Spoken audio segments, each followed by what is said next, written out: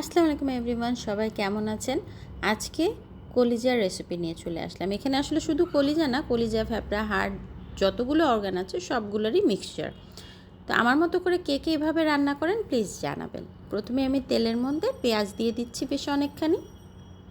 পেঁয়াজটা একটু ভাজা হয়ে আসলে দিয়ে দিচ্ছি গরম মশলা, দিয়ে দিচ্ছি আদার পেস্ট, রসুনের পেস্ট, আর সাথে আরও মশলা অ্যাড করছি, হলুদের গুঁড়া, মরিচের গুঁড়া, ধনার গুঁড়া আর জিরার গুঁড়া।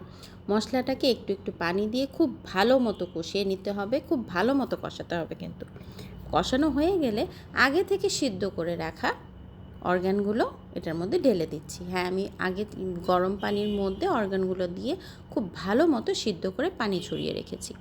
এখন কলিজাটাকেও খুব ভালো মতো কষিয়ে নিলাম। দেখেন, পানি দিয়ে দিব সিদ্ধ হওয়ার জন্য, ঢেকে কিছুক্ষণ সিদ্ধ হওয়ার জন্য অপেক্ষা করছি।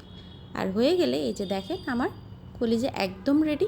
হ্যাঁ, মশলার পরিমাণ একটু বেশিই লাগে কলিজা রান্না করতে গেলে, তাই না? কেমন লাগলো আজকের রেসিপিটা? একটু নাড়াচাড়া করে দেখিয়ে দিই, জানাবেন অবশ্যই কেমন লাগলো। Thank you.